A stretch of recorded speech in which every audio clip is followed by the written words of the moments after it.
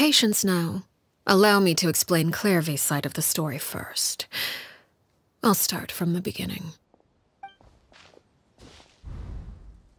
Clairvy was 6 years old when she was brought by her mother, Crucibina, to live in the House of the Hearth.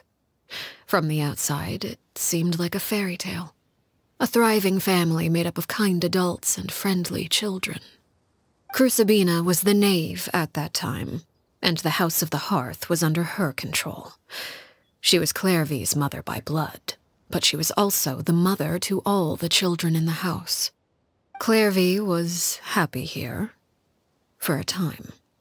But she quickly realized that being part of this family wasn't a fairy tale at all. It was a kind of purgatory. Purgatory? Exactly.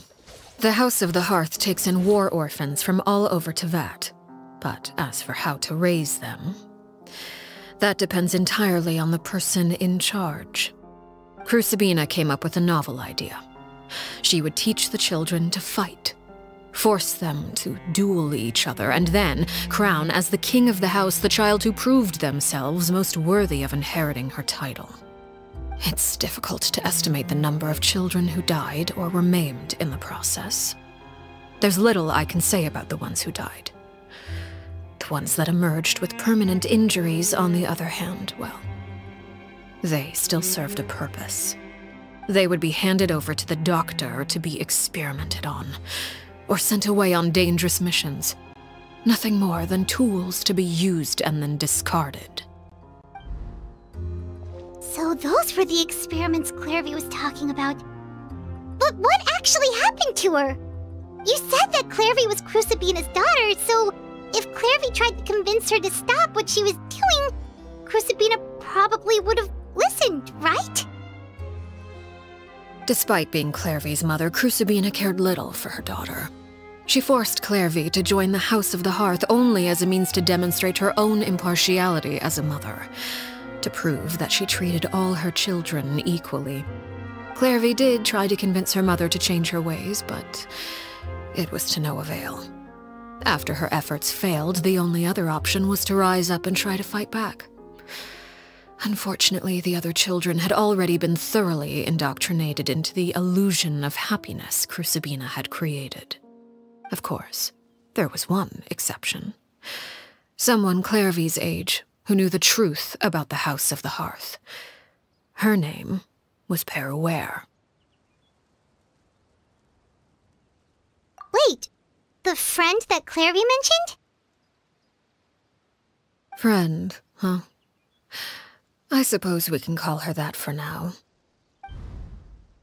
Clairvy was a cheerful and passionate person with a tenacious spirit. Peruere, on the other hand, was rather cold-blooded. Her cold-blooded nature allowed her to see through Crucibina's facade. Yet, it was also this cold-bloodedness that prevented her from acting against it. At least at first. While Clairvy longed for freedom, Peruere was convinced that, amid all the fighting and violence, she would make it until the end. Despite their differences, the two became fast friends, united by their knowledge of the truth. Clairvy told Peruere that she hoped to create a real family, where no one would be killed or sacrificed.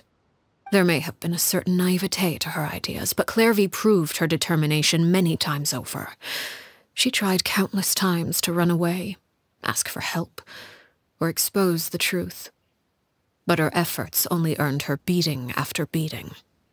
The only thing that kept her going was her strength of will. Even with her body racked with pain, she would still stand on her tiptoes and open the window at night. She and Peruere would look out at the moon together, a fierce longing for freedom shining in her eyes. But one day that light simply vanished. Oh no. What happened? Her hopelessness resulted from a culmination of things. 10 years had passed. 10 years worth of failure after failure. She and Peruere weren't children anymore, but finding any chance to escape still seemed as hopeless as ever. It was during this time that Peruere suggested a new plan. If escaping was out of the question, why not take down the very person sitting on top of this throne of lies? Mother herself.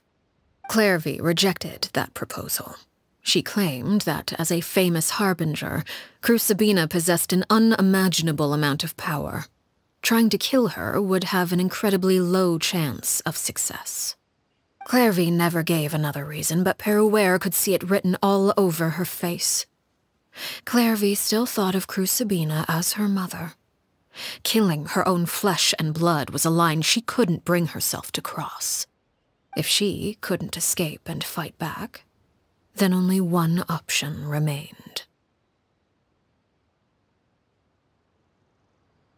Precisely. Death was the only way that she felt she could be free. It happened during a duel. When she arrived at the dueling ring that day, her partner turned out to be none other than Peruere, the very person that had stood by her side all those years. It was a fierce battle. But ultimately, Clairvy decided to let Peruere end her life. From that moment on, Peruere's journey was one written in flames.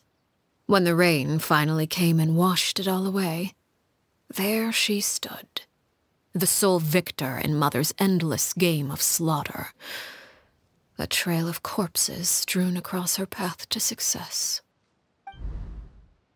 It was the very result she had predicted 10 years prior. Even then, she believed she would make it until the end.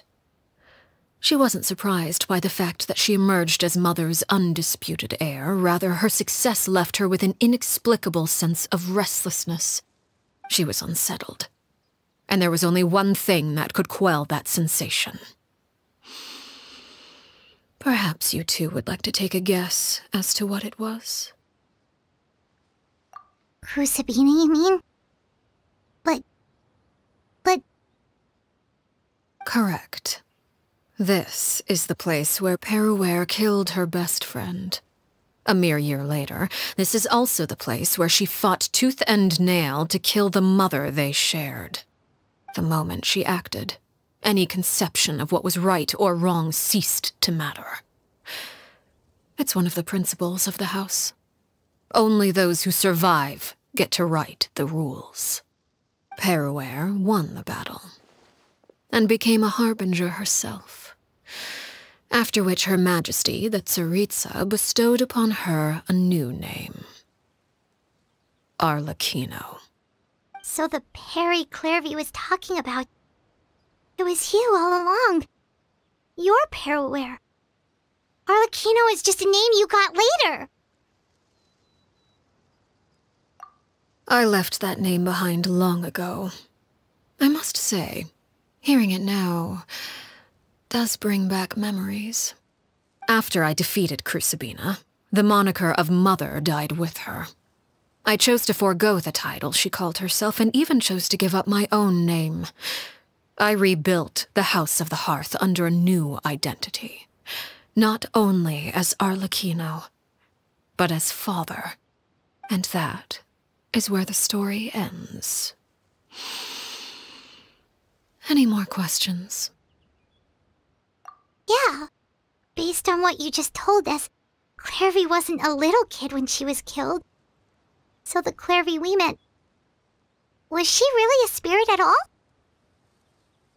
I suppose you could call her an illusion born of flame. Her existence is like ashes to a fire. Something left over in the wake of blaze and ruin.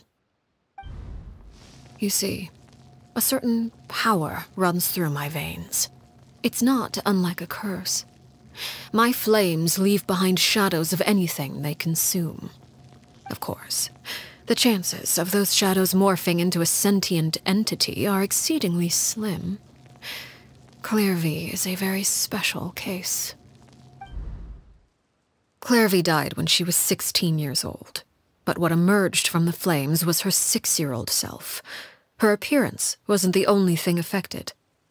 Most of her memories were lost to the blaze as well. Memory is a mysterious thing indeed. Losing a portion of your memories will alter your sense of self. Lose 10 years' worth, however, and it would be like living in the past. Like returning to a version of yourself that never grew up. No wonder Paimon got such a weird feeling when we were talking to her. Perhaps I should put it this way. Clairvy is someone trapped in time. It may seem like she exists with us in the present, but she truly lives in the confines of her own past. So if all of that is true, then you must have known about Clairvy for a long time. Indeed. She's a rather volatile and unstable entity. Sometimes she would look after the children. She's even saved some of their lives. But other times, she would hide from me and become obsessed with revealing the truth about the house to anyone who will listen. Shadows don't have the capacity to learn or grow.